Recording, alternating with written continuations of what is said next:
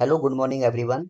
आप सब कैसे हो? आई होप सभी बढ़िया होंगे, अच्छे से होंगे और अपनी तैयारी में बेहतरीन तरीके से जुटे होंगे। आप सबका फिर से एक बार स्वागत है एच फंडा में एक नई वीडियो के साथ। जैसा कि आप सब जानते हो, आरआरबी ग्रुप डी की जो है एग्जाम एग्जाम डेट आ चुकी है, जो 17 नवंबर से एग्जाम आपके स्टार्ट होने वाले हैं। ठीक है, दिसंबर में खत्म होंगे। RRB group D 2025। ठीक है, ये जो क्लास है आपकी जीके जीएस की क्लास है, जो प्रीवियस ईयर क्वेश्चंस पेपर जो आपके जीएस में पूछे गए थे 18/8/2022 शिफ्ट वन में जितने भी क्वेश्चंस आपको जो है जीएस में पूछे गए थे, वो मैंने यहाँ पे आपको जो है सॉल्व करवाए हैं। ठीक है, एक चीज कहना चाहूंगा, जिस स्टूडेंट ने अभी तक टेलीग्राम चैनल ज्वाइन नहीं किया है वो टेलीग्राम चैनल ज्वाइन कर लें, कि वहाँ पे जो है प्रत्येक क्लास जो हो गई है या जो भी क्लास होगी उसके जो है आपको पीडीएफ नोट्स प्रोवाइड कराए गए हैं उसी पे, और क्विजेज भी आपको प्रोवाइड कराई गई हैं, आप उन्हें वहां जाके अटेम्प्ट कर सकते हैं। ठीक है, आपको नोट्स बनाने की कोई जरूरत नहीं है क्योंकि आपके पास टाइम कम है। ठीक है, नोट्स हम आपको प्रोवाइड कराएंगे टेलीग्राम चैनल पे, तो आप टेलीग्राम चैनल ज्वाइन कर लीजिए। ठीक है, जो भी आपकी नोटिफिकेशन होगी आरआरबी ग्रुप डी की तरफ से, वो भी आपको जो है बताई जाएगी टेलीग्राम चैनल पे। ठीक है, तो वीडियो को लाइक और चैनल को सब्सक्राइब जरूर करना, टेलीग्राम चैनल ज्वाइन कर लीजिए। चलिए, बने रहिए हमारे साथ अंत तक क्लास में। आज का पहला प्रश्न है हमारा कि निम्नलिखित में से क्या पारिस्थितिक तंत्र का एक जैविक घटक नहीं है, यानी which of the following is not a biotic components of ecosystem. ठीक है, कंपोनेंट्स कितने प्रकार के हैं? इसमें दो प्रकार के होते हैं, एक तो होता है बायोटिक कंपोनेंट्स और एक होता है एबायोटिक कंपोनेंट्स। एक कौन सा होता है? बायोटिक, और एक होता है एबायोटिक। बायोटिक और एबायोटिक होता है, यानी बायोटिक कौन से होते हैं? जो जैविक होते हैं, इन्हें क्या बोलते हैं? इन्हें जैविक बोलते हैं। ठीक है, चलिए, तो जैविक में क्या होते हैं? ये ऑल लिविंग ऑर्गेनिजम्स होते हैं। क्या होते हैं? इनमें क्या क्या आते हैं? All living organisms. ठीक है, यानी सभी जीवित प्राणी। इसमें क्या होते हैं? सभी जीवित प्राणी होते हैं इसमें। एग्जाम्पल इनके क्या क्या हो जाएंगे? प्लांट यानी पौधे, एनिमल्स यानी पशु, और क्या हो जाएगा? फंगी। ठीक है, माइक्रो ऑर्गेनिजम्स यानी सूक्ष्म जीव जो होते हैं, माइक्रो ऑर्गेनिजम्स। ये सभी किस में आते हैं? बायोटिक कंपोनेंट्स में आते हैं, जैविक घटक में। एबायोटिक कंपोनेंट्स को क्या बोलते हैं? अजैविक घटक। अजैविक घटक। ठीक है, ये क्या होते हैं? ये सभी जो है इसमें निर्जीव प्राणी होते हैं। क्या होते हैं इसमें? निर्जीव प्राणी होते हैं, ये याद रखेंगे। क्या होते हैं? निर्जीव प्राणी होते हैं। उदाहरण के तौर पे अगर देखा जाए तो क्या हो जाएगा? जैसे सनलाइट, सूर्य का प्रकाश, सूर्य का प्रकाश यानी सनलाइट। ठीक है, वाटर पानी। ठीक है, एयर हवा। ठीक है, मिट्टी सॉइल। ठीक है, तापमान। और क्या हो सकता है? ठीक है, और रासायनिक पोषक तत्व। रासायनिक पोषक तत्व, ये सभी क्या है? ये सभी जो है अजैविक घटक हैं, और ये जो थे ये जैविक घटक थे। ठीक है, दो प्रकार के होते हैं, जैविक घटक और अजैविक घटक। तो यहाँ पे क्या पूछा था? इनमें से कौन सा एक जैविक घटक नहीं है? तो इसमें आप देख सकते हो सॉइल जो है, यहाँ पे सॉइल क्या है? मिट्टी। मिट्टी क्या दिया हुआ? ये अजैविक घटक है, तो यहाँ पे जो है सॉइल इसका राइट आंसर होगा, क्योंकि सॉइल जो है क्या है? वो जैविक घटक नहीं है, अजैविक घटक है। ठीक है, सॉइल कैसा घटक है? अजैविक। ठीक है, इसका जो ऑप्शन नंबर बी इसका राइट आंसर है। ठीक है, चलिए, मैं जैविक घटक के प्रकार की अगर बात करूं, जैविक घटक के प्रकार की अगर मैं बात करूं यहाँ पे, तो ये जो तीन प्रकार के होते हैं। ठीक है, जैविक जैविक घटक के प्रकार कितने होते हैं प्यारे बच्चे? वो होते हैं तीन। ठीक है, एक तो होता है उत्पादक। क्या बोलते हैं उसको? उत्पादक, यानी वो क्या होता है? स्वपोषी। स्वपोषी इंग्लिश में क्या बोलते हैं? प्रोड्यूसर। क्या बोलते हैं? प्रोड्यूसर। जो अपना भोजन जो है सूर्य के प्रकाश या जल CO2 का प्रयोग करके बनाते हैं, उन्हें क्या कहते हैं? उत्पादक कहते हैं। ठीक है, एग्जाम्पल के तौर पे क्या देखा जाएगा? उदाहरण के तौर पर अगर देखें, हरे पौधे। ठीक है, हरे पौधे, और क्या हो जाएगा? वैशाल। ये सब क्या है? ये सब उत्पादक हैं, यानी स्वपोषी हैं, प्रोड्यूसर्स हैं, क्योंकि ये अपना भोजन जो है किससे बनाते हैं? सूर्य के प्रकाश, जल और CO2 का प्रयोग करके बनाते हैं। ठीक है, सेकंड नंबर पे आता है आपका उपभोक्ता। सेकंड नंबर पे क्या आता है आपका? उपभोक्ता, जिसे हम कहते हैं विषमपोषी। क्या कहते हैं? विषमपोषी भी कहा जाता है, और इंग्लिश में उसको कंज्यूमर कहते हैं। कंज्यूमर। ठीक है, ये कौन होते हैं? उपभोक्ता जो है विषमपोषी होते हैं, अपना भोजन स्वयं नहीं बनाते हैं, दूसरों पर निर्भर रहते हैं, उनको क्या कहते हैं हम? उपभोक्ता, यानी विषमपोषी कहा जाता है, या कंज्यूमर्स कहते हैं इंग्लिश में। ठीक है, थर्ड होता है मेरे प्यारे बच्चे डिकम्पोजर्स, यानी उसको बोलते हैं हम अपघटक। थर्ड क्या है? अपघटक। इंग्लिश में क्या बोलते हैं उनको? डिकम्पोजर्स। डिकम्पोजर्स, ये कौन होते हैं? ये अपना भोजन जो है मृत जीवों के अवशेषों और अपशिष्ट पदार्थों का विघटन करके जो बनाते हैं। ठीक है, तो इनके एग्जांपल्स क्या होंगे? जैसे कि बैक्टीरिया, बैक्टीरिया हो जाएगा, कवक यानी फंगी। ठीक है, तो ये सब क्या है? ये जो है अपघटक है। ठीक है, जिनको हम डिकम्पोजर्स बोलते हैं। ठीक है, प्रोड्यूसर्स, प्रोड्यूसर्स हो गया, कंज्यूमर्स हो गया, डिकम्पोजर्स हो गया। ठीक है, चलो आगे बढ़ते हैं। नेक्स्ट क्वेश्चन है नेक्स्ट क्वेश्चन है, निम्नलिखित में से कौन सा स्थान भारत में भूतापीय ऊर्जा का दोहन स्थल यानी हार्नेसिंग साइट है? ठीक है, भूतापीय ऊर्जा का दोहन स्थल वो जो है कौन है मेरे प्यारे बच्चे? वो है मणिकर्क। ऑप्शन नंबर बी इसका राइट आंसर होगा, मणिकर्क। ठीक है, मणिकर्क कहाँ है ये कहाँ पर है प्यारे बच्चे? ये हिमाचल में है। कहाँ पर है ये हिमाचल में है। मणिकर्क, मणिकर्ण कहाँ पे है? हिमाचल में है। ठीक है, ये आपको याद रखना है। भूतापीय ऊर्जा का दोहन स्थल कहाँ पे है? ये मणिकर्ण में है। और मणिकर्ण कहाँ पे है? हिमाचल प्रदेश में है। ये आप याद रखेंगे। अब मैं यहाँ पे हिमाचल के मुख्य नृत्यों की बात करूं, इसके अगर मुख्य नृत्य की बात की जाए तो कौन कौन से हो जाएंगे?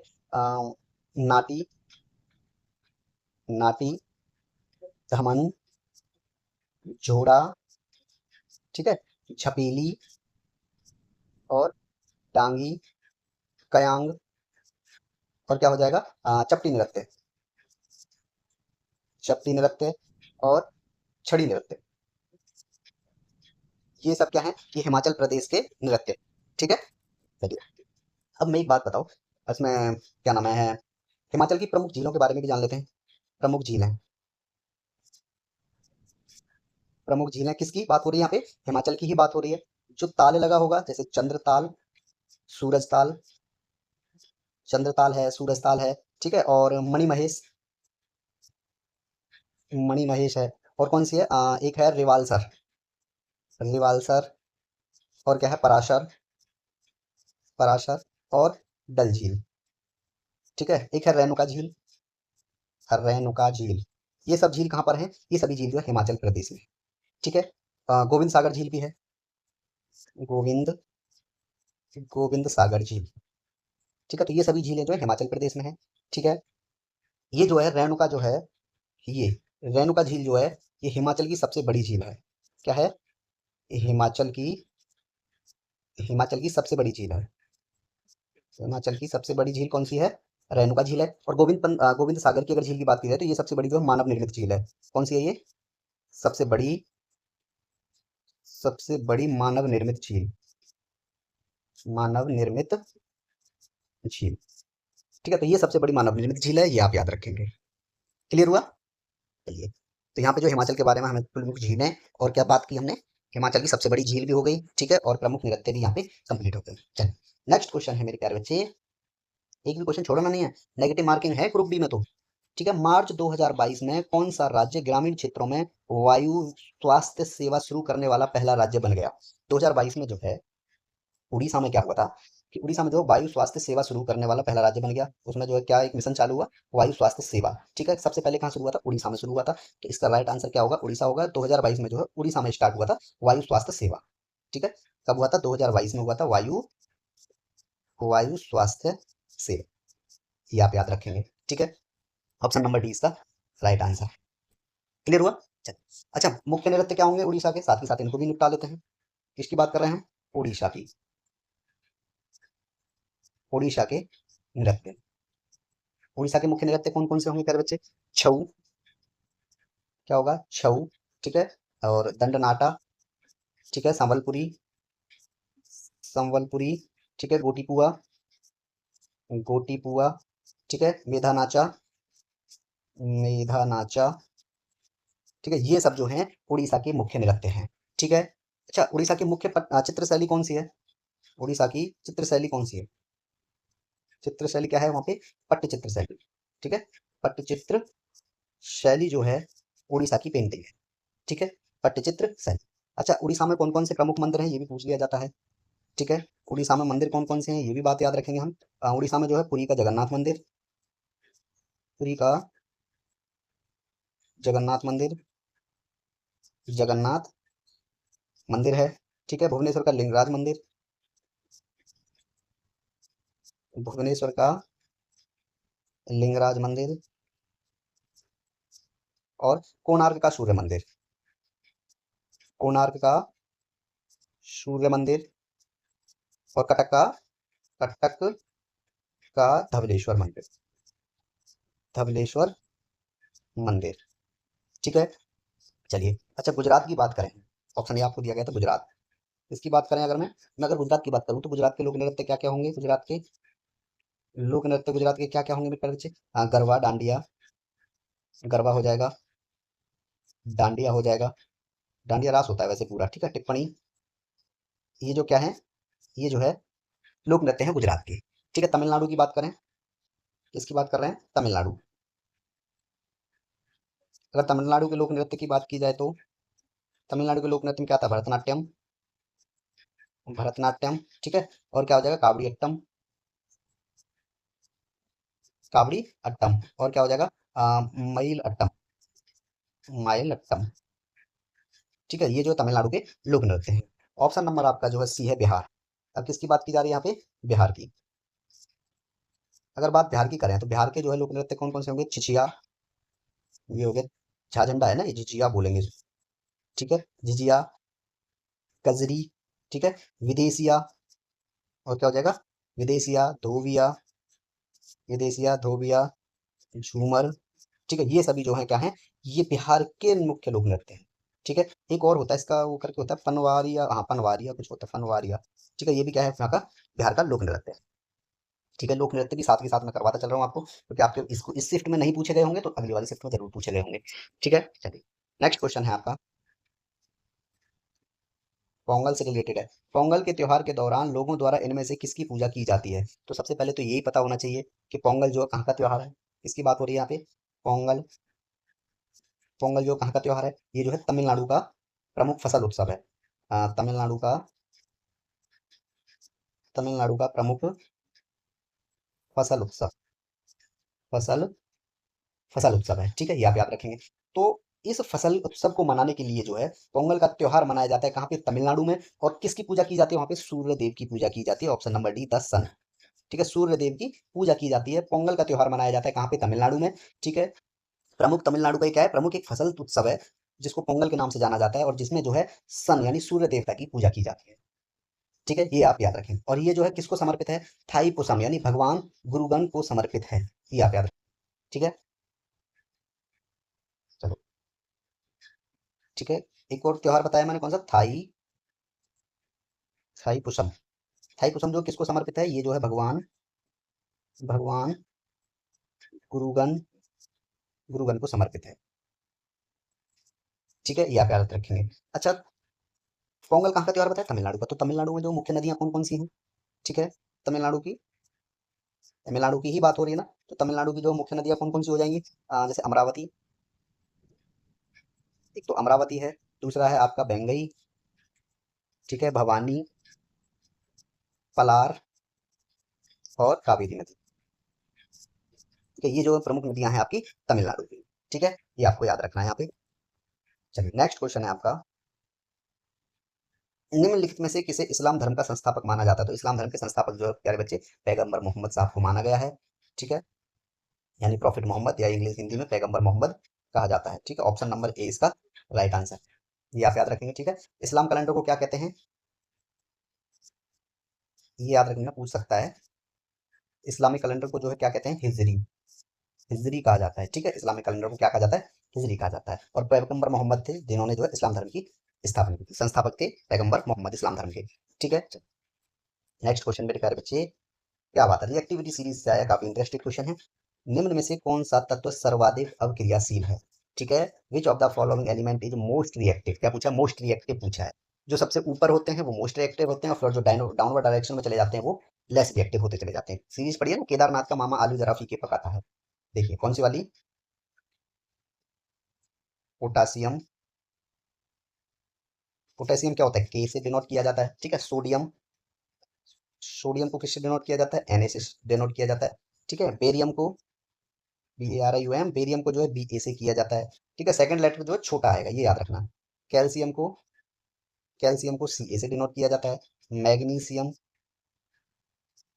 मैग्नीशियम, या क्या हो जाएगा, Mg, ठीक है। एल्यूमिनियम, एल्यूमिनियम यानी Al, जिंक यानी Zn, ठीक है। और क्या हो जाएगा इसमें, केदार का आलू जरा फीके यानी आयरन, IRON यानी आयरन, किससे हो जाएगा, Fe, निकल, NiCke, निकल यानी Ni, ठीक है। टिन, टिन को सिंबल क्या होता है, Sn होता है, ठीक है। फिर आएगा लेड, लेड होता है आपका सीसा, ठीक है। यानी इसको किससे डिनोट करते हैं, Pb से डिनोट किया जाता है। फिर आएगा आपका, यहाँ पे लिखते हूँ, हाइड्रोजन, ठीक है, फिर क्या आएगा आपका हाइड्रोजन, फिर आएगा कॉपर, ठीक है, फिर मरकरी, सिल्वर, ठीक है, गोल्ड और प्लेटिनम।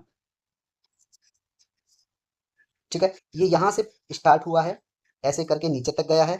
ठीक है, फिर यहाँ से स्टार्ट हो गया, फिर वो ऐसे करके गया है। ठीक है, ये आप याद रखेंगे, रिएक्टिविटी सीरीज है ये। ठीक है, ये जो पोटेशियम है ये सबसे क्या है, ये मोस्ट रिएक्टिव है यहाँ पे। ये क्या है, ये जितने भी हैं ऊपर वाले जो हैं ये हैं मोस्ट रिएक्टिव। कैसे हैं प्यारे बच्चे, ये हैं आपके मोस्ट रिएक्टिव, मोस्ट रिएक्टिव। ठीक है, सर्वाधिक अभिक्रियाशील है। अब इसकी बात की जाए, अब यहाँ पे जो है ये क्या है, प्लेटिनम क्या है, सबसे लेस रिएक्टिव है, इधर की साइड में क्या है, लेस रिएक्टिव। ठीक है, यहाँ से चले पोटासियम से फिर सोडियम पे आए, तो सोडियम जो है कम हो गया किससे, पोटासियम से। कम वो है, क्या बोलते हैं उसको, रिएक्टिव है। ठीक है, बेरियम से कौन, बेरियम किससे कम है, सोडियम से। कैल्शियम किससे कम है, बेरियम, सोडियम और इनसे सबसे कम है। ठीक है, तो इसमें की यही पूछा है, इनको क्या बोलते हैं, मोर रिएक्टिव देन। अब सुनो, यहाँ पे हाइड्रोजन आ गया, ये हाइड्रोजन देख रहे हो आप, इस हाइड्रोजन से पहले जितने भी मैंने लिखे थे लेड तक, यहाँ तक, ये सभी क्या थे, मोर रिएक्टिव देन हाइड्रोजन। ठीक है, more reactive, more reactive than hydrogen. ठीक है, मोर रिएक्टिव देन हाइड्रोजन। और ये जितने भी हैं यहाँ से यहाँ तक ये वाले, ठीक है, कौन से, ये जितने भी हैं ये less reactive than hydrogen, less reactive than hydrogen. ठीक है, ये हाइड्रोजन से कम अभिक्रियाशील है ये वाले जो है, और ये जो है ये सभी क्या है, ये ज्यादा अभिक्रियाशील है किससे, हाइड्रोजन से। ठीक है, ये बात याद रखना है। ठीक है, मरकरी जो है इनमें से क्या है, मरकरी जो liquid at room temperature, mercury, ये रहा मरकरी। मरकरी जो क्या है, लिक्विड है, liquid at room temperature. Mercury room temperature पे क्या होती है, लिक्विड टाइप में होती है। ठीक है, मरकरी एलॉय ऑफ अमलगम।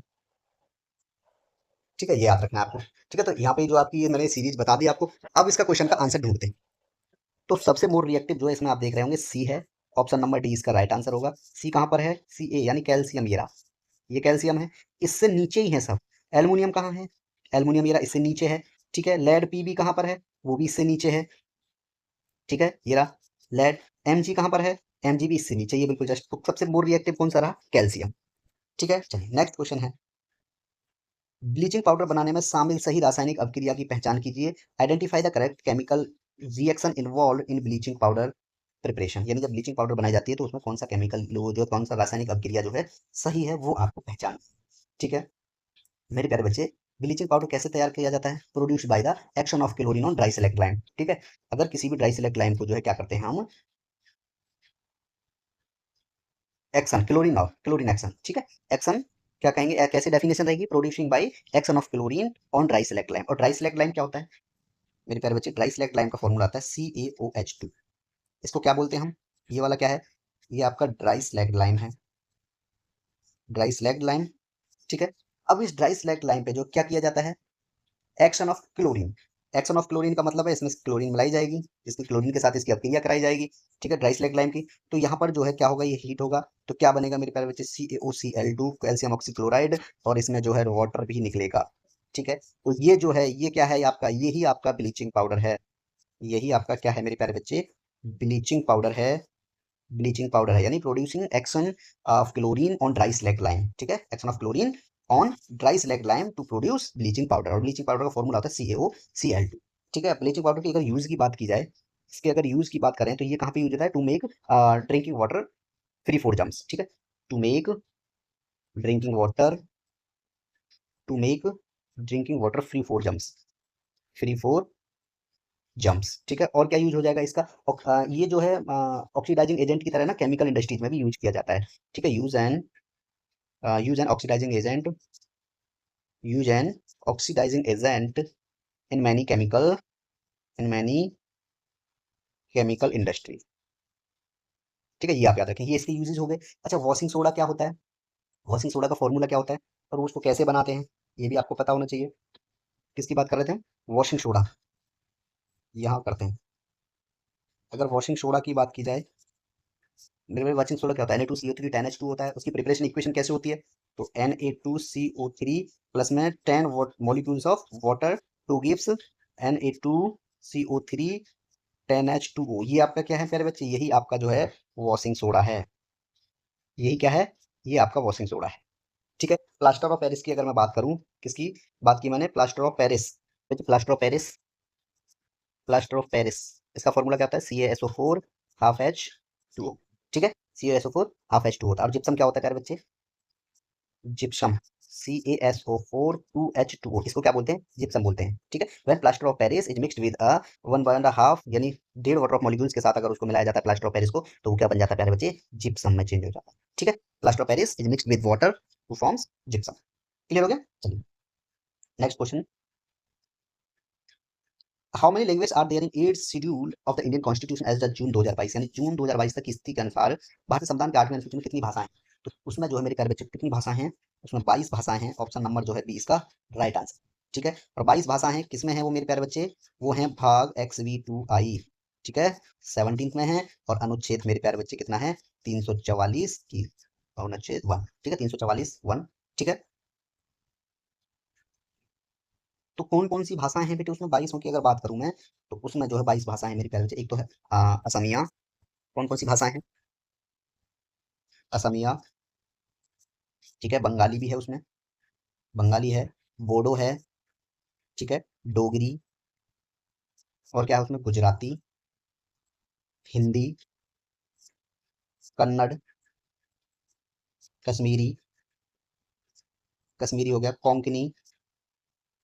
ठीक है, और मैथिली, मैथिली, मलयालम, मलयालम, मणिपुरी, मराठी, नेपाली, मराठी, नेपाली, उड़िया, पंजाबी, संस्कृत। ठीक है, और संथली, सिंधी, तमिल, तेलुगु, उर्दू। ये जो है 22 भाषाएं हैं जो भारतीय संविधान की 8वीं अनुसूची में है। 22 भाषाएं हैं, भाग 17 में है। ठीक है, ये बात याद रखें, अनुच्छेद 344 का भाग 1। ठीक है, तो 22 भाषाएं मैंने आपके सामने लिखी थी, आप इनको याद कर लीजिएगा, क्योंकि ऐसे तो भूल जाओगे, याद करना पड़ेगा एक बार इसको। ठीक है, चलिए नेक्स्ट क्वेश्चन है आपका। क्वेश्चन कहता है आपका, विच of the following is not include in financial budget of India, निम्नलिखित में से कौन सा भारत के वित्तीय बजट में शामिल नहीं है। तो सबसे पहले तो हमें यही पता होना चाहिए कि भारत के वित्तीय बजट में कौन कौन शामिल है मेरे प्यारे बच्चे। उसमें जो है आपका कौन कौन शामिल है वित्तीय बजट में। तो सबसे पहले ये बताओ, वित्तीय बजट को जो है मैं लिख देता हूँ यहाँ पे, आपका जो वित्तीय बजट है वो भारतीय संविधान के अनुच्छेद 112 में बताया गया है। ठीक है, एक तो होता है आपका राजकोषीय घाटा, एक क्या होता है आपका राजकोषीय घाटा। ठीक है, दूसरा होता है आपका राजस्व घाटा, एक होता है आपका राजस्व घाटा। ठीक है, एक होता है प्रभावी राजस्व घाटा। क्या होता है, प्रभावी राजस्व घाटा, प्रभावी राजस्व घाटा। और एक होता है लास्ट 4th नंबर होता है आपका प्राथमिक, प्राथमिक घाटा। ठीक है, अब मेरे को अगर इंग्लिश में कन्वर्ट करूं तो पहले को बोलेंगे हम फिजिकल डेफिसिट। ठीक है, ये क्या हो जाएगा आपका राजकोषीय घाटा। फिर होगा आपका राजस्व घाटा रेवेन्यू। ठीक है, फिर होगा आपका प्रभावी इफेक्टिव, और प्राथमिक वाला होगा आपका प्राइमरी डेफिसिट। ठीक है, तो ये जो है आपके वित्तीय बजट के जो है क्या है, ये चार जो है आपके वित्तीय बजट में शामिल है घाटे। ठीक है, राजकोषीय, राजस्व, प्रभावी और प्राथमिक घाटा जो है किसमें है, ये वित्तीय बजट में शामिल है। तो आप इसमें से देख पा रहे होंगे साख नियंत्रण इसमें शामिल नहीं है। ठीक है, तो ऑप्शन नंबर सी जो इसका राइट आंसर होगा कि साख नियंत्रण जो इसमें शामिल नहीं है। ठीक है, तो ऑप्शन नंबर सी इसका राइट आंसर होगा। क्लियर हुआ, चलिए नेक्स्ट क्वेश्चन है प्यारे बच्चे, क्या कहता है, क्वेश्चन कहता है आपका, भारत में मैंग्रोव वन मुख्यतः इनमें से किस राज्य में पाए जाते हैं। तो मैंग्रोव वन जो है मेरे प्यारे बच्चे कहाँ पाए जाते हैं, ये पाए जाते हैं आपके पश्चिमी बंगाल में, पश्चिमी बंगाल या पश्चिम बंगाल भी बोलते हैं। ठीक है, कहाँ पाए जाते हैं, पश्चिम बंगाल में पाए जाते हैं। और मैंग्रोव जो है ना, मैंग्रोव वन में पौधे खारे पानी में उगते हैं। ठीक है, किस में उगते हैं, खारे पानी में उगते हैं, ये आपको याद रखना है। ठीक है, चलिए मैं लिख देता हूँ, मैंग्रोव वन खारे पानी में उगते हैं, खारे पानी में उगते हैं, ये आप याद रखेंगे। ठीक है, अच्छा किसकी बात हुई थी, पश्चिम बंगाल। पश्चिम बंगाल के मेरे प्यारे बच्चे प्रमुख नृत्य कौन से हैं, किसके, पश्चिम बंगाल के नृत्य की बात करें तो दुर्गा पूजा, नहीं नहीं नहीं, ये नहीं, नहीं। मुख्य नृत्य है छऊ, ये तो वो हो जाते हैं, छऊ है। ठीक है, छऊ नृत्य लिखेंगे, छऊ नृत्य है, संथाली नृत्य है, क्या है, संथाली नृत्य है, झूमर है।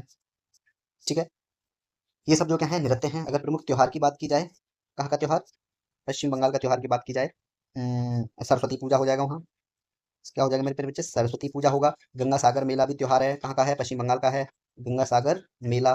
ठीक है, दुर्गा पूजा, दुर्गा पूजा। ठीक है, ये तीनों कहाँ है, ये पश्चिम बंगाल के क्या है ये? प्रमुख त्योहार है। अच्छा, पश्चिम बंगाल में प्रमुख झील कौन कौन सी है प्यारे बच्चे? अगर झीलों की बात की जाए पश्चिम बंगाल की, तो मेरे प्यारे बच्चे झील है, उसमें मिरिक झील है एक तो, एक कौन सी है? मिरिक झील है।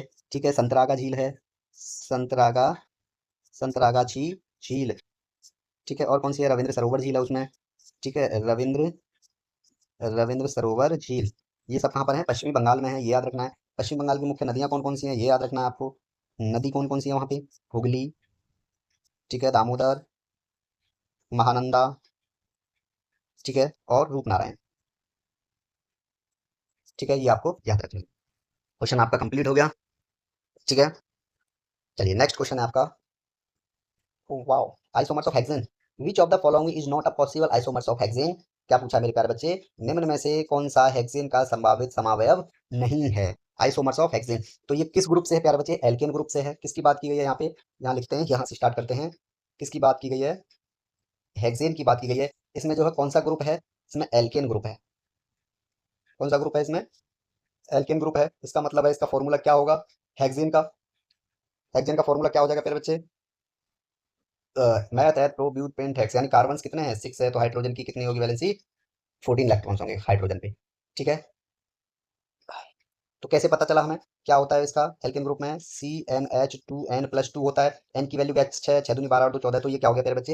हेक्सेन हो गया। और ग्रुप कौन सा है? एल्केन ग्रुप है। ठीक है, तो सबसे पहले जो बनेगा इसका मेरे प्यारे बच्चे क्या बनेगा? N hexane. एन हेक्सेन बनेगा। और एन हेक्सेन कैसे बनेगा? कार्बन 6 है, 1 2 3 4 5 6। ठीक है, स्ट्रेट चेन में है, सबके पास एक एक हाइड्रोजन रहेगा। ठीक है, सबके ऊपर हाइड्रोजन लगा दो, नीचे भी लगाओ। तो ये टोटल हाइड्रोजन कितने हो गए मेरे प्यारे बच्चे? 3 और 2 5 7 9 11 14। ठीक है, C6H14, ये क्या हो गया बेटा? एन हेक्सेन हो गया। ठीक है, और क्या पॉसिबल बन सकता है मेरे प्यारे बच्चे? एक दूसरा पॉसिबल बन सकता है आपका 2 मिथाइल पेंटेन। क्या बन सकता है आपका? 2 मिथाइल पेंटेन। 2 मिथाइल पेंटेन कैसे बनाएंगे प्यारे बच्चे? देखो, 1 2 3 4 5, 2 मिथाइल लगाया ना, तो मिथाइल क्या था? CH3। तो यहाँ पे भी इसके पास भी क्या लगाएंगे? एक C लगाएंगे। ठीक है, अब इन सबको क्या करेंगे? हम हाइड्रोजन से कवर करेंगे इनको। ठीक है, ध्यान में रखना, इन सबके पास में जो हमने क्या लगा दिया? एक एक हाइड्रोजन और लगा दिया, तो हाइड्रोजन की संख्या ना घटेगी ना बढ़ेगी, ना कार्बन संख्या घटेगी ना बढ़ेगी। ठीक है, ठीक है, तो ये समावयव क्या हो? समावयव होता क्या है वैसे आइसोमर्स? तो आइसोमर्स होता है बेटा सेम फॉर्मूला होता है, बट डिफरेंट अरेंजमेंट होती है। देखो फॉर्मूला सेम है, C4H14 C6H14, तो पहला स्ट्रक्चर एन हेक्सेन ऐसे बन गया। ठीक है, मिथाइल, 2 मिथाइल पेंटेन कैसे बनाया? ऐसे बनाया, C6H14 से ही बना हुआ है। थर्ड नंबर पे अगर मैं बात करूंगा 3 methyl pentane, 3 methyl, 3 methyl pentane की अगर मैं बात करूं तो कैसे रहेगा ये? तो मिथाइल क्या है? 3 मिथाइल बताया ना, इसका मतलब है कि कार्बन जो थर्ड नंबर का होगा उस पे आपको मिथाइल लगाना है। 1 2 3। ठीक है, इस तरीके से 4 5 6, इन सब के ऊपर क्या है? हाइड्रोजन हम लगा सकते हैं। ठीक है, इन सब के ऊपर क्या लग जाएगा? हाइड्रोजन जो है यहाँ पे लग जाएगा। फोर्थ नंबर की अगर मैं बात करूँ तो फोर्थ नंबर की बात करें तो 2 2 di methyl, 2 2 di methyl. 2 2 di methyl का मतलब क्या है? कि मान लो जी 1 2 3 4, यानी 2 2 डाई मिथाइल, यानी यहाँ भी सी यहाँ भी सी। ठीक है, तो 2 2 यानी 2 मिथाइल है लगे हुए हैं, 2 2 यानी 2 2 दो बार हो गया, डाई भी लगा दिया 2 बार के लिए। ठीक है, और सबके पास में क्या रहेंगे? हाइड्रोजन से यहाँ पे भर देंगे। ठीक है, क्लियर हुआ? अगर मैं पांचवें नंबर की बात करता हूँ तो क्या रहेगा? 2 3 di methyl butane, 2 3 di methyl butane कैसे रहेगा? मैथ एथ प्रो ब्यूट दो रहा। ठीक है, एक किस पे लगाया हमने? एक तो बताया हमने किस पे? 2 पे, तो 1 2 एक यहाँ पे लगाएंगे, एक 3 पे लगाए तो यहाँ पे लगाएंगे, बाकी इनको क्या करेंगे? हाइड्रोजन से फिल कर देंगे। ठीक है, चलिए, लेकिन CH3 लगा सकते हैं वैसे हमने, लेकिन हाइड्रोजन बांट देते हैं। ठीक है, तो इसमें आप देख पा रहे होंगे मेरे प्यारे बच्चे, ऑप्शन नंबर ए यानी 2 इथाइल पेंटेन नहीं बनाया हमने। 2 इथाइल पेंटेन जो है हमारे द्वारा नहीं बनाया गया है, ये आप याद रखेंगे प्यारे बच्चे। ठीक है, ऑप्शन नंबर ए इसका राइट आंसर। क्लियर हुआ? नेक्स्ट क्वेश्चन है बच्चे, डोबराइनर की त्रिक की उपलब्धियां क्या थी? डोबराइनर ट्रेड्स। ठीक है, ये पूछा है, चलिए बता देते हैं। तो मेरे प्यारे बच्चे, इसमें जो था, पहला दिया आपको परमाणुओं के आकार का अध्ययन करने का पहला प्रयास। ठीक है, नहीं, ये गलत है, क्योंकि परमाणुओं के आकार का अध्ययन करने का उनका कोई पहला प्रयास तो था नहीं। दूसरा क्या दिया? तत्वों के गुणधर्मों की परमाणु द्रव्यमानों को जोड़ने की पहल प्रयास, ये बिल्कुल सही था। ये क्या था? ये बिल्कुल सही था। और क्यों सही था मेरे प्यारे बच्चे? इसका मतलब ये है कि तत्वों के जब गुणधर्मों की परमाणु द्रव्यमान के साथ जब जोड़ने का पहल प्रयास किया, तो उसमें एक चीज निकल के आ रही थी डॉबराइनर ट्रेड्स द्वारा, और वो क्या निकल के आ रही थी मेरे प्यारे बच्चे? वो ये था, क्या था? कि पहले और तीसरे एलिमेंट का अगर एवरेज निकाला जा रहा था, तो बीच वाले एलिमेंट का जो एटॉमिक मास था वो उन दोनों के बराबर था। कैसे? जैसे डॉबराइनर ट्रेड्स क्या थे? एक तो था बेटे ये वाला, जैसे मैं ले लूं लिथियम और सोडियम, पोटेशियम। ठीक है, ये था बेटे। लिथियम का क्या होता है, क्या बोलते हैं उसको, एटॉमिक मास क्या होता है इसका, 6.9 होता है। इसका एटॉमिक मास क्या होता है, 23.0 होता है। और इसका क्या होता है, 39 होता है। ठीक है, जब इनका अगर एवरेज किसका, एक तो ये हो गया फर्स्ट, ये हो गया सेकंड, ये हो गया थर्ड एलिमेंट। जब फर्स्ट और थर्ड एलिमेंट का जो है एवरेज निकाला जा रहा था, ठीक है, तो एवरेज इनका कैसे निकलेगा, 6.9 प्लस में 39/2। ठीक है, तो ये कितना हो जाएगा प्यारे बच्चे, ये दोनों जोड़ेंगे तो कितना हो जाएगा, 45.2। तो ये जो है इसको जब डिवाइड किया तो समथिंग में जो है ये 22.95 आएगा। तो इसका मतलब था कि पहले और दूसरे एलिमेंट का जब एवरेज निकाला जा रहा था, पहले दूसरे एलिमेंट के एटॉमिक मास का, ठीक है, क्या लगाया जा रहा था, निकाला जा रहा था, एवरेज निकाला जा रहा था। तो जो बीच वाला एलिमेंट था उसके निकट ही आ रहा था, ठीक है, उसके बराबर था या उसके बिल्कुल सटीक था, क्या, एवरेज एटॉमिक मास। यानी पहले और तीसरे एलिमेंट का जब एवरेज निकाला गया तो बीच वाले एलिमेंट के एटॉमिक मास के बराबर आया था इन दोनों का एवरेज। ये आप याद रखें। और एक और चीज में, जैसे एक और था क्या, इनका कैल्शियम लिया था इन्होंने, और स्ट्रोंटियम, स्ट्रोंटियम, और एक था इनका बेरियम। ठीक है, इसका एटॉमिक मास कितना होता है, इसका होता है 40.1, इसका होता है 87.6, और इसका होता है 137.3। अगर इन दोनों का एवरेज, एटॉमिक एवरेज निकाला जा रहा था तो ये बीच वाले के बराबर ही आ रहा था, इसके बिल्कुल नजदीक ही आ रहा था। ठीक है, तो इसमें क्या है कि पहले और तीसरे एलिमेंट के जब एवरेज निकाला जा रहा था तो बीच वाले एलिमेंट के एटॉमिक मास के बराबर आ रहा था इन दोनों का एवरेज। ठीक है, इस बीच वाले के बराबर आ रहा था। तो यही क्या था कि तत्वों के गुणधर्मों को परमाणु द्रव्यमानों के साथ जोड़ने का पहला प्रयास यही था इनका। ठीक है, तो ऑप्शन नंबर जो है इसका भी राइट आंसर होगा, ये आप याद रखें। ठीक है, यानी physical and chemical properties of their masses. Next question है प्यारे बच्चे, क्या कहता है कि भारत सरकार द्वारा, किसके द्वारा, भारत सरकार के द्वारा, भारत सरकार द्वारा ग्रामीण अवसंरचना के अन्यन हेतु भारत निर्माण किस पंचवर्षीय योजना के तहत शुरू किया गया था। तो मेरे प्यारे बच्चे वो किसके तहत शुरू किया गया था, वो कौन सी पंचवर्षीय योजना थी प्यारे बच्चे, वो थी 10वीं पंचवर्षीय योजना। कौन सी थी, 10वीं पंचवर्षीय योजना जो है किससे रिलेटेड थी मेरे प्यारे बच्चे, ये जो है ग्रामीण विकास से, ठीक है, यानी निर्माण विकास से रिलेटेड थी। और ये जो है 2002 में, यानी 2002 से 2007 के बीच में। ठीक है, क्लियर है। अब मैं बात करता हूँ मेरे प्यारे बच्चे पहली पंचवर्षीय योजना की। फर्स्ट पंचवर्षीय योजना कब हुई थी प्यारे बच्चे, वो हुई थी, प्रथम पंचवर्षीय योजना 1991 से 1956 के बीच में।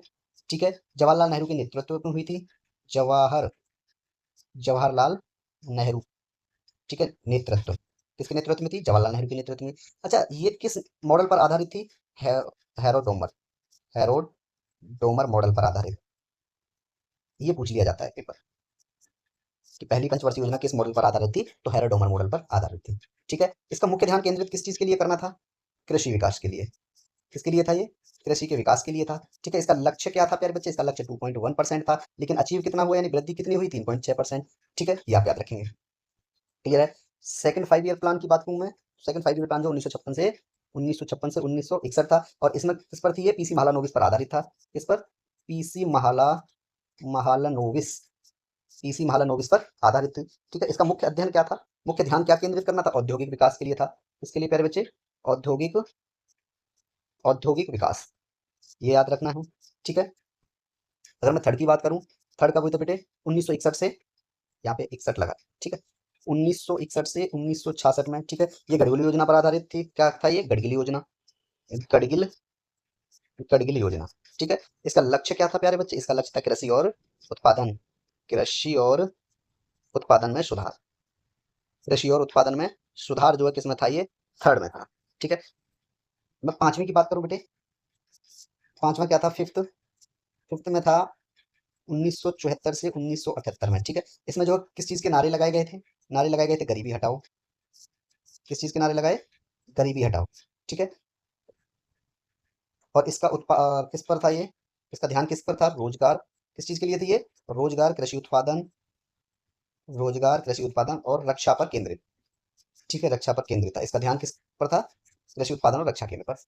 ठीक है, क्लियर हो गया। चलिए, क्वेश्चन ये था। ठीक है, तो इसमें जो था, जो निर्माण कार्य के लिए किसमें पंचवर्षीय योजना में था, 10वीं पंचवर्षीय योजना में था। ऑप्शन नंबर डी इसका राइट आंसर था। ठीक है, पहली जो है कब किसके नेतृत्व में हुई थी, जवाहरलाल नेहरू के नेतृत्व में, हैरोडोमर मॉडल पर आधारित थी, याद रखना है। ठीक है, और इसका विकास क्या था, कृषि का था, और लक्ष्य 2.1 था, लेकिन वृद्धि कितनी हुई, अचीवमेंट जो है 3.6 हुई थी। ठीक है, ये आप याद रखेंगे। ठीक है, सेकंड 5 ईयर प्लान जो किस पर था, पीसी महालनोबिस पर आधारित था, और जो कि औद्योगिक विकास के लिए था। ठीक है, नेक्स्ट क्वेश्चन है प्यारे बच्चे, नेक्स्ट क्वेश्चन कहता है, नेक्स्ट क्वेश्चन क्या है प्यारे बच्चे, विच of the following properties do covalent compound generally not exhibit, यानी संयोजी यौगिक सामान्यतः निम्न में से कौन से गुणधर्म प्रदर्शित नहीं करते हैं। ठीक है, ऑप्शन नंबर ए है आपका मेरे प्यारे बच्चे, they are not soluble in an organic solvent. ठीक है, ये कार्बनिक विलायक में विलय नहीं होते हैं, ये बिल्कुल राइट आंसर है। ठीक है, क्यों? क्योंकि कोवलेंट बॉन्ड्स, कोवलेंट कंपाउंड जो होते हैं are not soluble in organic solvent, ये ऑर्गेनिक सॉल्वेंट में जो है क्या नहीं होते हैं, ये विलय नहीं होते हैं कार्बनिक में। ठीक है, तो ऑप्शन नंबर ए ही इसका राइट आंसर है, ये आप याद रखेंगे, ये कार्बनिक विलायक में विलय नहीं होते हैं, आगे पढ़ने की कोई जरूरत ही नहीं है। ऑप्शन नंबर ए जो है इसका राइट आंसर होगा कि they are not soluble in organic solvent. ठीक है, अब they are bad conductors of electricity and heat, ये बिल्कुल सही बात है। ठीक है, क्योंकि इनमें क्या होता है, पूरे कंडक्टर्स होते हैं हीट और इलेक्ट्रिसिटी के। ठीक है, they form a sharing of electrons, बिल्कुल ठीक है, covalent compounds are formed by the sharing of electrons. ठीक है, they do not form ions generally, और ये क्या करते हैं मेरे आयन नहीं बनाते हैं, ये आप याद रखें। ठीक है, ठीक है, अब एक चीज मैं आपको बताना चाहता हूँ, इसमें मैंने क्या बताया आपको, दे formed by sharing of electrons, वो शेयरिंग ऑफ इलेक्ट्रॉन से कैसे बनेगी, मैंने मान लिया एक मैंने H2 ले लिया, क्या ले लिया, H2 ले लिया। हाइड्रोजन क्या होता है, हाइड्रोजन का एटॉमिक नंबर क्या होता है, 1 होता है, इसका मतलब है इसके के सेल में कितना है, एक इलेक्ट्रॉन होगा के सेल में, तो हाइड्रोजन कितने हैं, 2 है, इसका मतलब इसके पास कितने इलेक्ट्रॉन है, इसके पास में एक इलेक्ट्रॉन है। और मान ली हाइड्रोजन कितने हैं, 2 हाइड्रोजन है, इसके पास भी एक इलेक्ट्रॉन है और इसके पास भी एक इलेक्ट्रॉन है, तो ये क्या है, ये कोवलेंट कंपाउंड्स होंगे, क्यों? क्योंकि ये शेयरिंग ऑफ इलेक्ट्रॉन से जो है अपने ऑक्टेव्स पूरे कर सकते हैं। ठीक है, कैसे, एक हाइड्रोजन इसका, एक इसका, एक किसका हो गया, एक बॉन्ड इसका हो गया। ठीक है, एक इलेक्ट्रॉन किसका, इस हाइड्रोजन का, एक इलेक्ट्रॉन इस हाइड्रोजन का, इसका मतलब क्या है कि इसने अपना शेयर करके एक ऑक्टेव इससे ले लिया और एक अपना जो है इसको दे दिया, हो गया ना दोनों के पास पूरे पूरे। ठीक है, तो ये क्या होंगे, ये शेयरिंग ऑफ इलेक्ट्रॉन्स कहलाते हैं। ठीक है, अगर मैं वही बात करूं ऑक्सीजन की, ऑक्सीजन का एटॉमिक नंबर क्या होता है, ऑक्सीजन 8 होता है, इसका मतलब अगर इसको के और एल सेल में बांटा जाएगा तो यानी 2 और 6 हो जाएगा। अब मान लीजिए ये एक ऑक्सीजन है, इसके पास में कितने हैं, 2 इलेक्ट्रॉन्स ये रहे, 2 इलेक्ट्रॉन्स ये रहे और 2 इलेक्ट्रॉन्स ये रहे, इसका मतलब क्या है कि इसके पास जो अभी 2 इलेक्ट्रॉन्स की कमी है। ठीक है, प्लस में अब ये क्या है, एक और O बताया था मैंने, तो 1 2 3 4 5 6, इसके पास भी 6 है, तो इसका मतलब है इनको कितने की कमी है, इसको भी 2 चाहिए, इसको भी 2 चाहिए, तो इसका मतलब ये क्या है कि ये जो है अपने दो दो इलेक्ट्रॉन्स एक दूसरे से शेयर कर लेंगे। कैसे, ऑक्सीजन के पास कितने थे, 1 2 3 4 5 6 थे। ठीक है, थोड़ा बड़ा बनाते हैं, 1 2 3 4 5 6, और इस ऑक्सीजन के पास भी 1 2 3 4 5 6 थे, इसका मतलब है ये इससे 2 उधार ले लेगा। ठीक है, और इसको 2 उधार भी दे देगा। ठीक है, एक दूसरे से क्या कर लिए, शेयर कर लिए, तो बन गया ना, एक दूसरे से क्या किया इन्होंने, शेयर कर लिए इलेक्ट्रॉन्स। ठीक है, इसके भी 8 ऑक्टेव हो गए, क्योंकि एल सेल में कितने होने चाहिए थे, 8 होने चाहिए थे, तो इसने भी पूरे कर लिए 8, तो इसके भी 8 हो गए और इस ऑक्सीजन के भी 8 हो गए, तो इनको क्या बोलते हैं कि covalent compounds are formed by the sharing of electrons.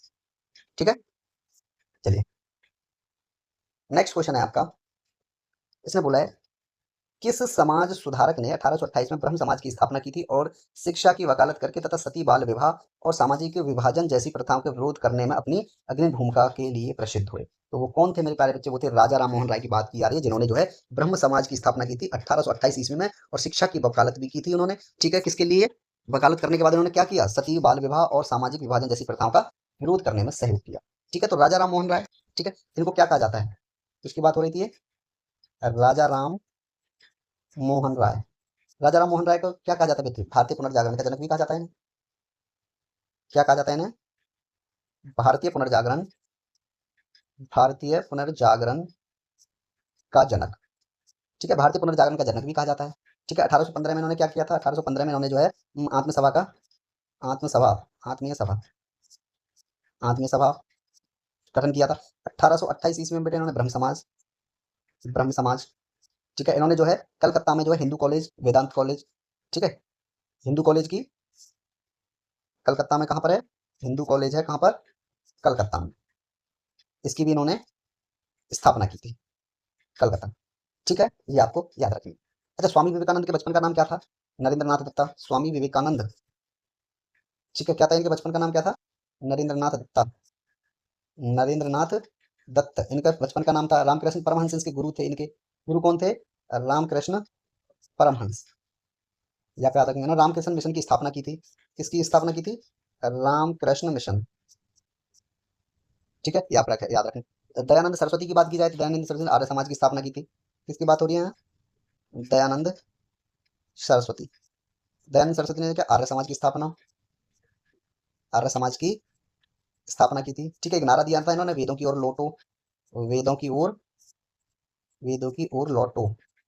ठीक है, ये आप याद रखें। क्लियर हो गया, चलिए नेक्स्ट क्वेश्चन है प्यारे बच्चे, उसने कहा है, क्वेश्चन कहता है एक एसी जनरेटर किसी सिद्धांत पर काम करता है, तो मेरे प्यारे बच्चे ये तो सब कुछ जानता है, इलेक्ट्रोमैग्नेटिक इंडक्शन पे काम करता है मेरे प्यारे बच्चे। किस पे काम करता है? इलेक्ट्रोमैग्नेटिक इंडक्शन पे, यानी विद्युत चुंबकीय प्रेरण। ठीक है, ये आप याद रखना है। अब कहेंगे एसी और डीसी में क्या डिफरेंस है? एसी इज स्प्लिट रिंग, क्या कहेंगे? AC is a split ring while, जबकि डीसी इज अ कॉम्यूटेटर। ठीक है, ये इसमें डिफरेंट होता है। एसी क्या होता है? स्प्लिटिंग होता है, जबकि डीसी जो है कॉम्यूटेटर होता है। और एसी जनरेटर किस सिद्धांत पे काम करता है प्यारे बच्चे? इलेक्ट्रोमैग्नेटिक इंडक्शन के सिद्धांत पर, यानी विद्युत चुम्बकीय प्रेरण के स्थान उस पर काम करता है, सिद्धांत पर। ठीक है, ये आप याद रखिए। नेक्स्ट क्वेश्चन आपका आया था प्यारे बच्चे ये वाला, कि इसमें जो है आपसे क्या पूछा? टोटल इक्विवेलेंट रेजिस्टेंस पूछा है इसमें। ठीक है, ये भी 3 ओम का दिया हुआ है प्यारे बच्चे, ये भी 3 ओम का दिया हुआ है, और ये भी प्यारे बच्चे, ये भी 3 ओम का दिया है। इसमें तीनों जो है 3 ओम के दिए हुए हैं मेरे प्यारे बच्चे। इसमें जो है अगर मैं यहाँ पर देखूं, ए से स्टार्ट होने के बाद और यहाँ तक, ठीक है, ये किसमें है मेरे प्यारे बच्चे? R1 और R2 अगर मैंने मान लेता हूँ, ये और ये किसमें है? ये दोनों सीरीज में है, तो यानी ये कितना हो जाएगा? इन दोनों को अगर मैं जोड़ देता हूँ, ये कितना हो जाएगा मेरे प्यारे बच्चे? 3 ओम प्लस 3 ओम कितना हो गया? 6 ओम हो जाएगा। कितना हो जाएगा? 6 ओम हो जाएगा। ठीक है, अब एक बात बताइए, अभी इसका कितना हो गया? इन दोनों को मिला के कितना हो गया? 6 ओम हो गया। यानी अब ये कितना हो गया मेरे प्यारे बच्चे? जब इनको मिला दिया तो ये 6 ओम हो गया, और ये कितना दिया हुआ है प्यारे बच्चे? ये 3 ओम दिया हुआ है। ठीक है, अब ये किस में है? अब ये पैरेलल में है। ठीक है, एक दूसरे के पैरेलल में हो गए, और पैरेलल में लगाने के लिए क्या फॉर्मूला लगाया जाता है? 1r डैश बराबर में होता है 1/6 प्लस में 1/3। ठीक है, अब इनका एलसीएम अगर लोगे आप तो क्या हो जाएगा? एलसीएम 6 आएगा। ठीक है, 1 प्लस 3 2 6, 2 1 2। ठीक है, 1/r डैश प्यारे बच्चे कितना हो गया? 3/6, यानी ये कितना हो जाएगा? r dash is equal to 6/3, यानी कितना हो गया बेटे? इसमें है टोटल 2 ओम रेसिस्टेंस है। ठीक है, कितना है? 2 ओम। तो ऑप्शन नंबर बी इसका राइट आंसर है, 2 ओम। ठीक है, चलिए जल्दी जल्दी थोड़ा क्लास कर लेते हैं। नेक्स्ट क्वेश्चन है प्यारे बच्चे, निम्नलिखित में से कौन सा भारतीय संविधान के अनुच्छेद 51 ए के अंतर्गत नहीं आता है? 51 ए के अंतर्गत मेरे प्यारे बच्चे में से कौन नहीं आता है, ये पूछा गया है। तो मेरे प्यारे बच्चे मौलिक कर्तव्य जो है अंतर्गत, मौलिक कर्तव्य तो आते हैं, कौन अंतर्गत आता है पूछा, नहीं नहीं है। ठीक है, निम्नलिखित में से कौन सा भारतीय संविधान अनुच्छेद 51 ए के अंतर्गत आते हैं? तो 51 ए के अंतर्गत जो है मेरे प्यारे बच्चे मौलिक कर्तव्य आते हैं। कौन आते हैं? मौलिक मौलिक कर्तव्य आते हैं। और मौलिक कर्तव्य जो किसमें है मेरे प्यारे बच्चे? भाग 4 ए में है। ठीक है, 51 अनुच्छेद अनुच्छेद 51 ए में, ये आप याद रखेंगे, यानी मौलिक कर्तव्य। ऑप्शन नंबर सी इसका मेरे प्यारे बच्चे राइट आंसर होगा। ठीक है, मौलिक कर्तव्य जो भाग 4 में है और अनुच्छेद 51 ए में। ठीक है, और इनको कब जोड़ा गया था मेरे प्यारे बच्चे? 42वें संविधान संशोधन द्वारा। 42वां संविधान संशोधन 42वां संविधान संशोधन 42वां संविधान संशोधन 1976 ईस्वी में जो है जोड़ा गया था। और 11वां जो था मौलिक अधिकार, पहले कितने मौलिक कर्तव्य कितने थे मेरे प्यारे बच्चे? पहले पहले 10 थे, लेकिन जब वो 11वां जोड़ा गया था तो कब जोड़ा गया था? वो 86वां संविधान संशोधन में। 86वें संशोधन में जो है ये जोड़ा गया था, 2002 में जोड़ा गया था। और क्या जोड़ा गया था कि जो 6 से 14 वर्ष की जो आयु के बच्चे होंगे उनकी शिक्षा का अवसर प्रदान करने का जो माता पिता का कर्तव्य है, ये जोड़ा गया था। ये आप याद रखेंगे। ठीक है, 6 से 14 वर्ष की जो आयु के बच्चे हैं उनकी शिक्षा का अवसर प्रदान कराने के लिए जो है कौन जिम्मेदार है? माता पिता का कर्तव्य है। ठीक है, इनको किस की सिफारिश पर जोड़ा गया था?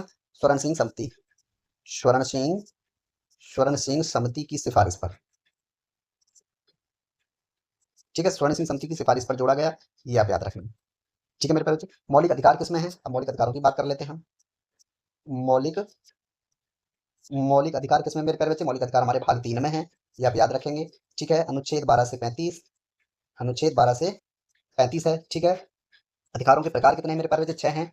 ठीक है, पहला क्या है? समता का अधिकार, या बोल सकते हैं उसको समानता का अधिकार, समानता का अधिकार। दूसरा क्या है? स्वतंत्रता का अधिकार, स्वतंत्रता का अधिकार। और शोषण के विरुद्ध अधिकार, शोषण के शोषण के विरुद्ध अधिकार। ठीक है, नेक्स्ट हो जाएगा बेटे धार्मिक स्वतंत्रता का अधिकार, धार्मिक धार्मिक स्वतंत्रता का अधिकार। और क्या हो जाएगा फिर बच्चे? संस्कृति का अधिकार, किसका?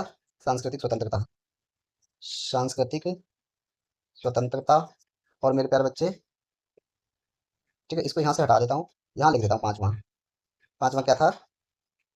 सांस्कृतिक स्वतंत्रता। ठीक है, और संवैधानिक उपचारों का अधिकार, संवैधानिक संवैधानिक उपचारों का अधिकार। ये क्या है? ये जो है आपके अधिकारों के प्रकार हैं जो 6 दिए गए हैं। ठीक है, अनुच्छेद 12 से 35 तक है। ठीक है, ये आपको याद रखना है। समता का अधिकार, स्वतंत्रता का अधिकार, ठीक है, शोषण के विरुद्ध अधिकार, धार्मिक स्वतंत्रता का अधिकार, संस्कृति स्वतंत्रता और संवैधानिक उपचारों का अधिकार, जो है ये 6 प्रकार के आपके क्या दिए गए? यहाँ पे अधिकारों के प्रकार दिए गए हैं। फिर इनमें भी जो है खा खा करके दिया गया है। ठीक है, स्वतंत्रता का अधिकार जो 14 से 18 तक दिए गए हैं, ये आप याद रखेंगे। क्लियर हो गया? चलिए नेक्स्ट क्वेश्चन है मेरे प्यारे बच्चे,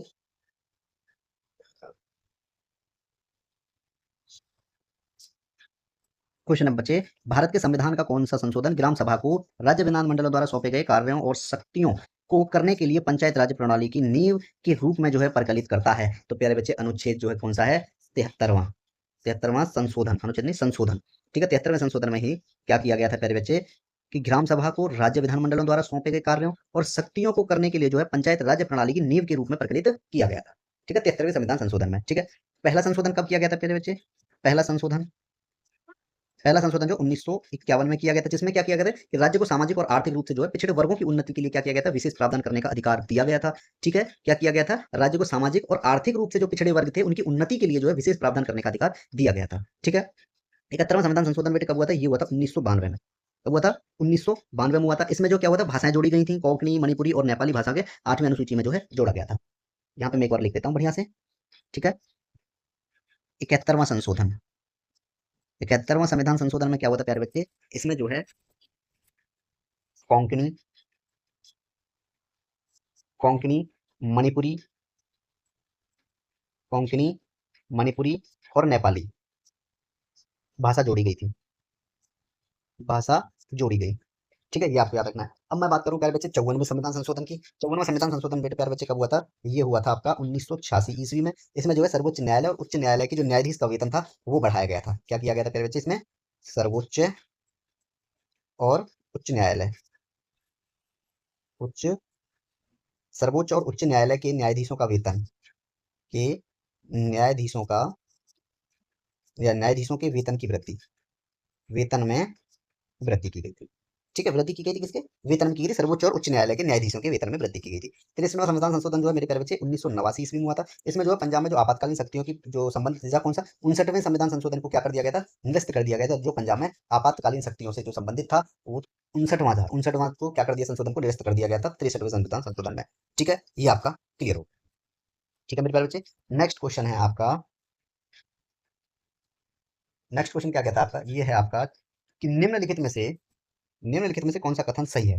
ठीक है, पहला दिया है आपको, चुंबकीय क्षेत्र की प्रबलता क्षण चुंबक के केंद्र में सर्वाधिक प्रबल होती है, यानी magnetic field lines strength, magnetic field line strength is strongest at the centre of the bar magnet.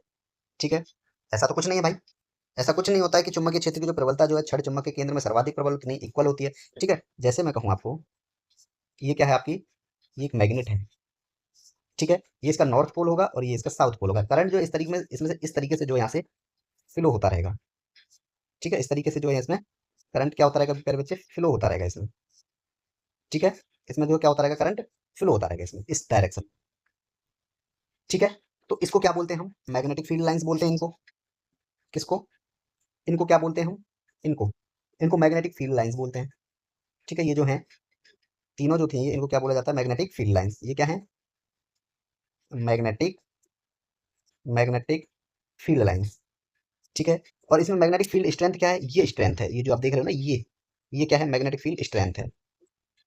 ये क्या है? स्ट्रेंथ है। और ये क्या है? ये जो है मेरे प्यारे बच्चे मैग्नेटिक फील्ड डायरेक्शन है। ये आप देख रहे हो ना, ये मैग्नेटिक फील्ड डायरेक्शन है। तो इसमें जो आप देखते हैं, पहला क्या था? चुंबकीय क्षेत्र प्रबलता क्षण चुंबक के केंद्र में सर्वाधिक प्रबल होता है, बिल्कुल गलत है। ठीक है, कोई भी दो चुंबकीय बल रेखाएं प्रतिच्छेद नहीं कर सकती हैं। ठीक है, एक दूसरे को कोई काट तो नहीं रही है ना, ये बिल्कुल राइट है। ठीक है, magnetic field lines are always to closer conditioning curve, यानी चुंबकीय बल रेखाएं जो है बंद सतत वक्र कर्व निर्मित करती है। ठीक है, देखो यहाँ पे क्या होती है? कर्व हो जाती है ना जब ये बंद होती है तो। ठीक है, तो ये भी सही है, यानी दूसरा और तीसरा जो है सही है। इसका मतलब है ऑप्शन नंबर ए इसका राइट आंसर है। ठीक है, ऑप्शन नंबर ए इसका राइट आंसर होगा। ठीक है प्यारे बच्चे, नेक्स्ट क्वेश्चन है आपका,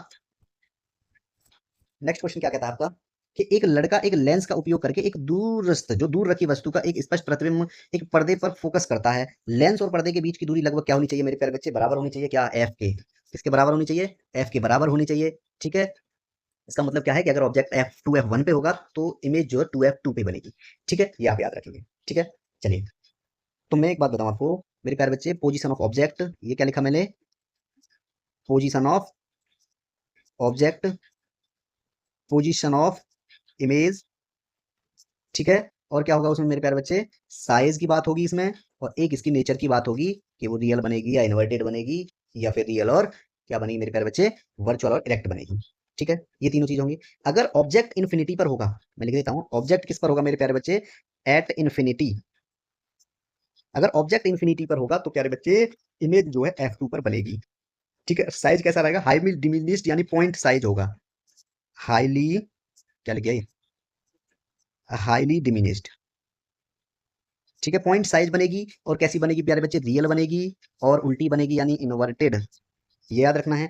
दूसरी चीज अगर मैं बात करूं, अगर मैं ऑब्जेक्ट को कहां पर रखता हूं मेरे प्यारे बच्चे, अगर मैं ऑब्जेक्ट को 2F1 के पीछे रखता हूं, बियॉन्ड 2F1, ठीक है, बियॉन्ड 2F1 पे अगर मैं रख देता हूं मेरे प्यारे बच्चे, तो इमेज जो है बिटवीन F2 और 2F2 के बीच बनेगी, बिटवीन F2 और 2F2 के बीच में बनेगी। कैसी बनेगी, डिमिनिस्ड बनेगी, डिमिनिस्ड बनेगी, ठीक है, छोटी रहेगी और रियल और इन्वर्टेड रहेगी, रियल एंड इन्वर्टेड।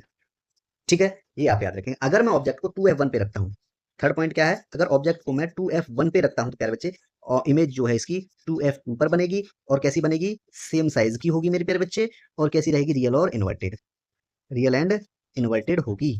ठीक है, ये आपको याद रखना है। ठीक है, अगर मैं बात करूं कि ऑब्जेक्ट कहां पे रखेंगे हम, ये रहेगा आपका फिर से ऑब्जेक्ट, इमेज, साइज, नेचर। ठीक है, फोर्थ नंबर की मैं बात कर रहा हूँ।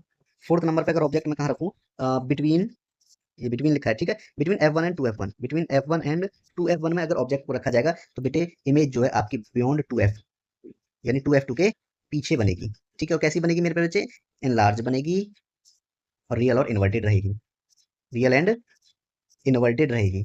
ठीक है, अगर F1 पे रखा जाएगा प्यारे बच्चे, एट F1, फिफ्थ नंबर की बात की मैंने, एट F1 पे रखा तो बेटे इमेज कहां पर बनेगी, इमेज बनेगी एट इन्फिनिटी पर।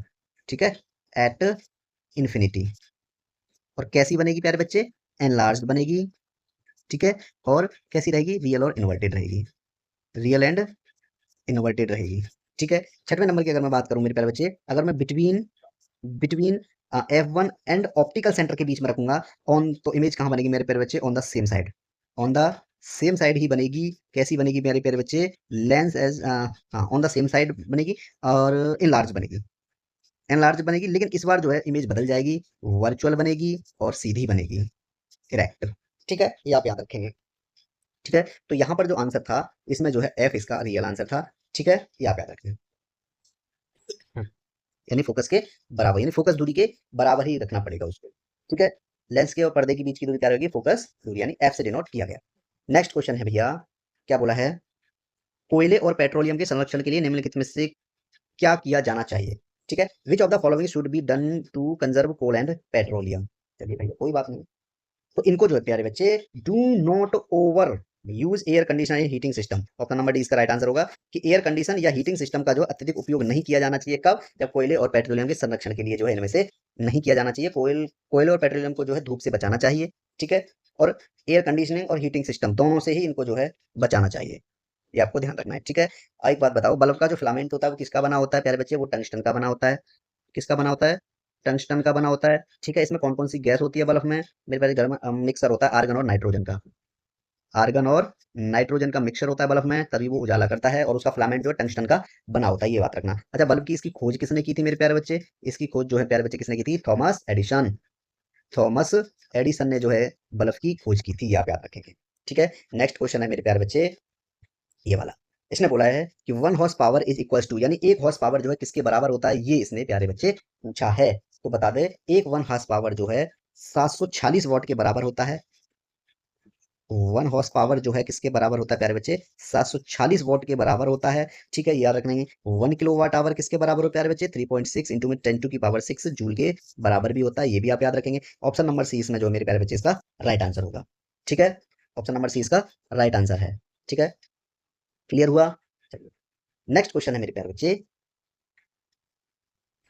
कि पौधों में अपशिष्ट उत्पाद के रूप में ऑक्सीजन कब और कैसे उत्सर्जित की जाती है। ठीक है, how and when in oxygen produce in waste product in plants, यानी पौधों में जो है अपशिष्ट उत्पाद के रूप में ऑक्सीजन कब और कैसे उत्सर्जित की जाती है। तो मेरे प्यारे बच्चे, वो दिन के समय में जो है उत्सर्जित की जाती है, क्या पौधों में जो है ऑक्सीजन दिन के समय जो है प्रकाश संश्लेषण द्वारा की जाती है, दिन के समय प्रकाश संश्लेषण द्वारा की जाती है उत्सर्जित। ठीक है, अपशिष्ट उत्पाद के लिए ऑक्सीजन कब और कैसे, ऑक्सीजन कब, दिन में, लेकिन कैसे, प्रकाश संश्लेषण के द्वारा। ऑप्शन नंबर सी इसमें राइट आंसर होगा, दिन में और प्रकाश संश्लेषण के द्वारा जो है उत्सर्जित किया जाता है। ऑप्शन नंबर सी इसका राइट आंसर होगा। अच्छा, फोटोसाइंथेसिस इक्वेशन की अगर मैं बात करूं, फोटोसाइंथेसिस इक्वेशन, फोटोसाइंथेसिस इक्वेशन क्या होती है मेरे प्यारे बच्चे, वो होती है 6CO2 प्लस में 6H2O प्लस, नहीं प्लस नहीं लगेंगे, ठीक है, यहाँ आएगा लाइट, लाइट में होता है तो ये क्या बनता है, ग्लूकोज बनता है, C6H12O6 प्लस में 6O2, ये क्या है, ये ऑक्सीजन बनेगा। ठीक है, ये क्या है मेरे प्यारे बच्चे, ये ग्लूको, ये शुगर है, शुगर है C6H12O6। ठीक है, ये क्या है, हाइड्रोजन है, सॉरी वाटर है, H2O वाटर हो जाएगा। ठीक है, ये आपको याद रखना है। क्लियर हुआ? ठीक है, फोटोसाइंथेसिस इक्वेशन यही होती है, पूछ लिया जाता है कभी कभी फोटोसाइंथेसिस इक्वेशन इनमें से कौन सी है, ये याद रखना। ठीक है, चलिए नेक्स्ट क्वेश्चन है आपका, according to the economic survey 2021 and 22 what is the rank of India यानी globally in average annual net gain in forest area, यानी आर्थिक सर्वेक्षण 2021-22 के अनुसार जो है वन क्षेत्र में औसत वार्षिक शुद्ध वृद्धि में इसके संदर्भ में जो भारत का स्थान कौन सा रहा था मेरे प्यारे बच्चे, वो रहा था थर्ड, ऑप्शन नंबर 20 का राइट आंसर होगा। ये आपको सिर्फ सिंपल सी बात है, ये याद रखनी है। ठीक है, भारत का जो तीसरा स्थान था, ठीक है, वन क्षेत्र में औसत औसत वार्षिक शुद्ध वृद्धि के संदर्भ में कौन सा स्थान था, थर्ड स्थान था। ठीक है, चलिए नेक्स्ट क्वेश्चन यहाँ पे, नहीं क्वेश्चन नेक्स्ट नहीं है अब। ठीक है, नेक्स्ट क्वेश्चन नहीं, तो यहाँ पे जो है ये सभी क्वेश्चंस आपके जो है मैंने करा दिए हैं आपको, जो भी आपके आरआरबी ग्रुप डी में आए थे। ठीक है प्यारे बच्चे, ठीक है, तो टेलीग्राम चैनल पे जो है इसकी आपको पीडीएफ नोट्स आपको प्रोवाइड करा दिए जाएंगे, आपको नोट्स बनाने की कोई जरूरत नहीं है क्योंकि आपके पास टाइम नहीं है, पीडीएफ नोट्स भी मिल जाएंगे। ठीक है, और क्विज़ भी आपको इसकी प्रोवाइड करा दी जाएंगी। ठीक है, चलिए मिलते हैं अगली वीडियो में, तब तक के लिए धन्यवाद।